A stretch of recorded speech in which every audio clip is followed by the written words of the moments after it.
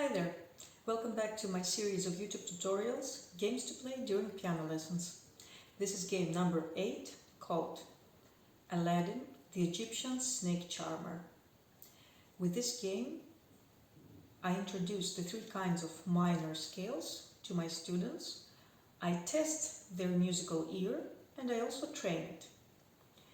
I have tried this game even on a first ever piano lesson, even of a small beginner, like age 5, and the spark in their eyes when they're starting to differentiate and guess which scale I'm playing because they're not looking at the piano is indescribable. It's an indescribable feeling. It's one of those feelings that we as teachers get without saying any word. We're just looking at our students' eyes and it's all worth it. So let me explain how I play this game. Firstly, and very importantly, I ask my students not to look at the piano, turn their back on the piano, and even close their eyes. I want them to concentrate only on what they hear. And I don't name anything in the beginning. I want their imagination to run free and for them to make associations on the 3 different melodies scales they're gonna listen to, and then I ask them how would they name each one.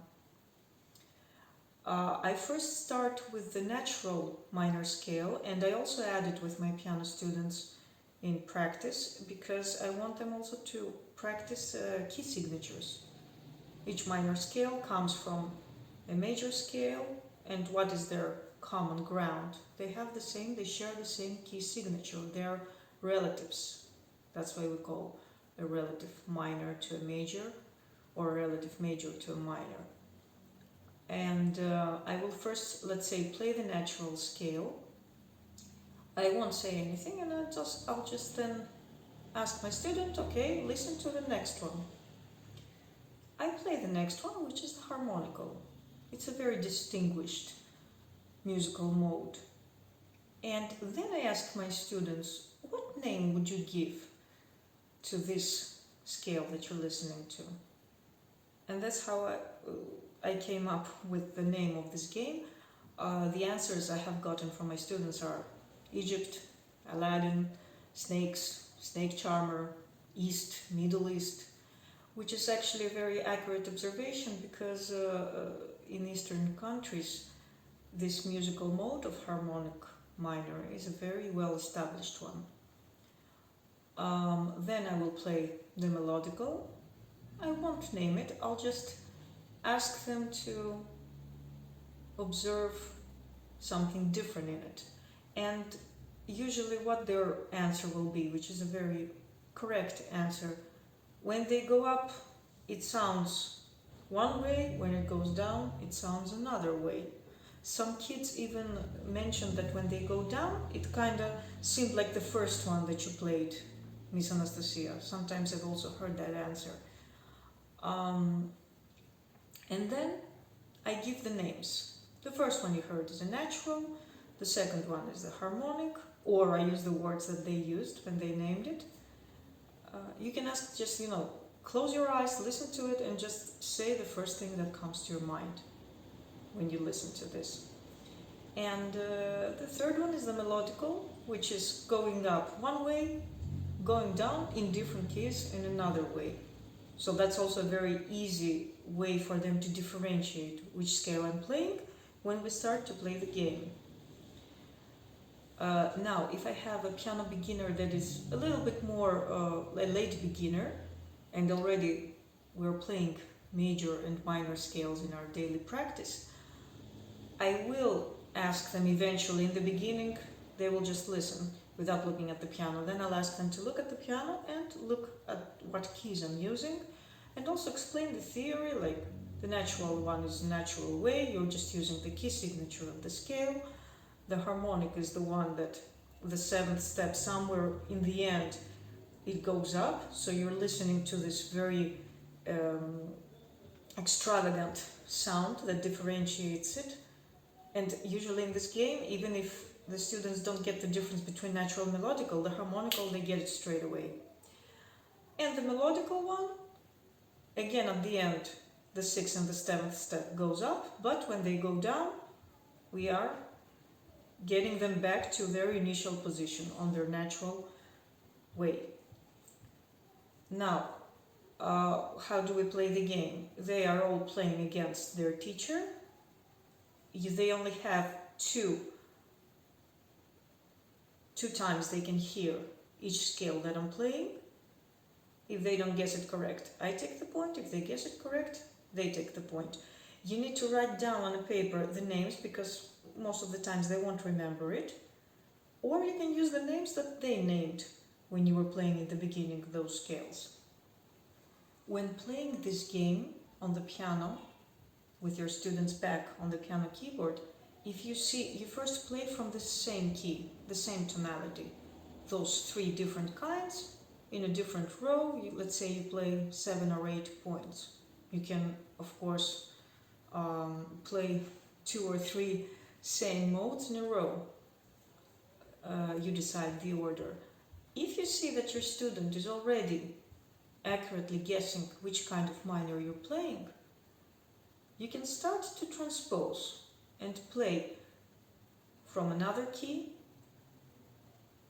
all 3 kinds in a different row, or change each time and the mode and the tonality that you're playing it. And also changing the octaves, playing on higher octaves or lower octaves. So you are already kind of polishing the listening skills of your students. If you see that they already are centered, they already can differentiate those 3 modes, then you start adding more difficulty to it. And also, with late piano beginners, you can add to this game the major mode. And you can again remind them that if you play a major scale, which has a different key signature from the minor, starting from the same key, that they have to be careful and listen very carefully to the 3rd step, which is always different between major and minor scales. Or as a whole, listening. The major scale would be easy for them to guess it, because they already have played it and practiced it, if they already are playing scales. So now, let's move on to the piano. So first, I ask my student to turn their back on the piano keyboard, close their eyes, and just focus on what they're listening to, and let their imagination run wild. I first play the natural. Let's start from, I will give examples from the A minor, that the key signature is 0.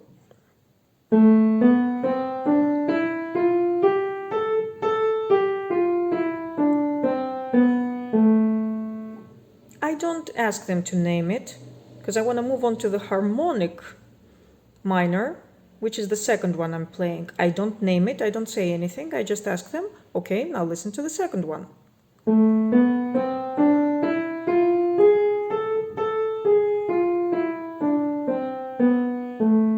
And this is where things start to get interesting, because they have, usually all kids have a very strong association with the harmonic minor scale, and they give actually very successful names to it.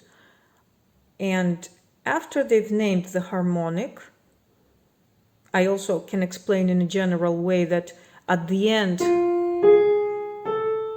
something happens, and this is a very special change that makes it differentiates it very strongly from the other modes. And then I play the melodic. Again, I don't name it, I just play it.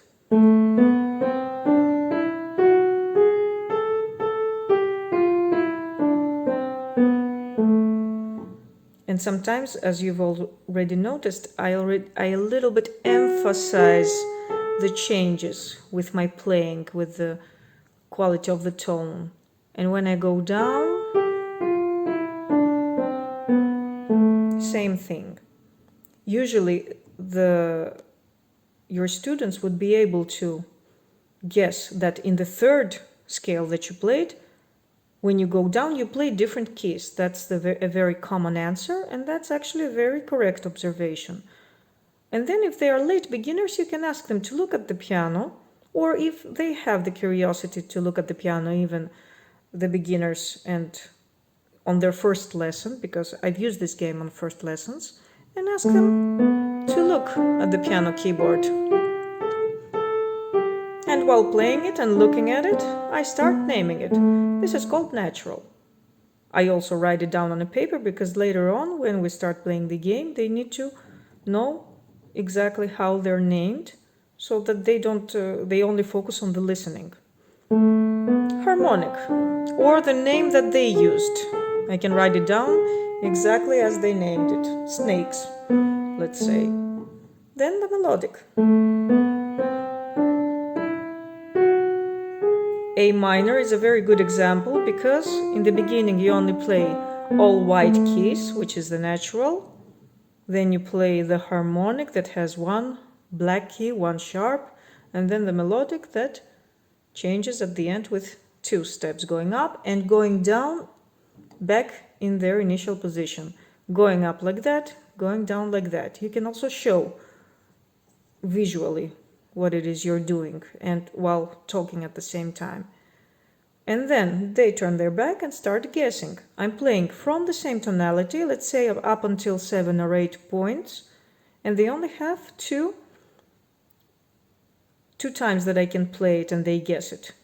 If they don't guess it from the second time, the point is mine. If I see that they're already starting to differentiate those 3 minor modes, I start moving my hand and transposing. I start playing from different keys. Now that's a harmonical from a different key. Then I move on to another one. Or I can again play a harmonical one. If I see that they already also are getting it, I start playing either on very low octaves or on higher octaves. And if I have late beginners, I add the major mode.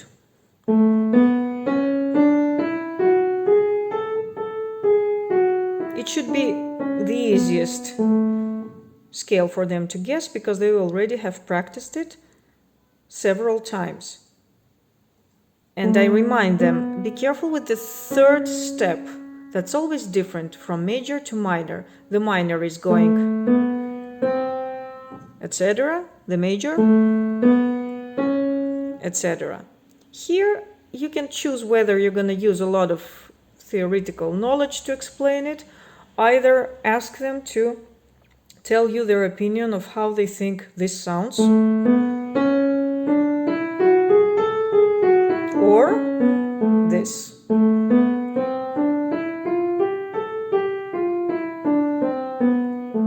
Let their imagination, let them imagine and decide and put a name on those differences. You can say happy or sad, but I like to ask my students to give adjectives or names to those differences between major and minor, or light, or dark, or whatever they choose to be.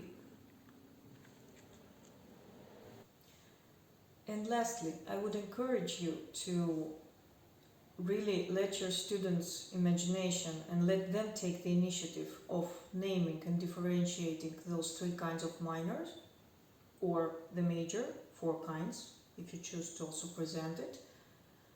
And don't let them look at the piano. I don't want their critical brain to start analyzing or thinking which key I'm playing and then looking at what she did there. That's also why I ask them to close their eyes. I need them to concentrate only on what they're listening to, and whatever their mind or imagination takes them to make associations with each minor.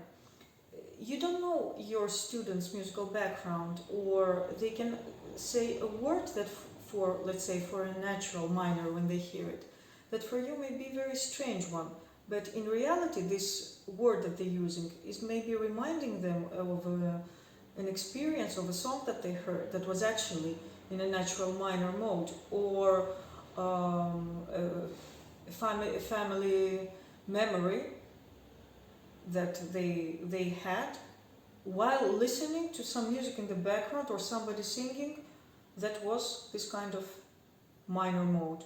Or they just decided to name it like that because it's the first time they're hearing it, so they are naming it that way in their mind.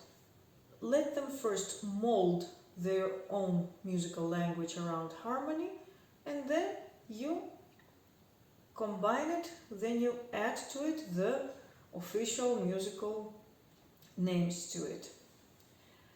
As always, the scores are in the video description. Enjoy your stay in Egypt and your snake charming, and I'll see you on my next piano game video.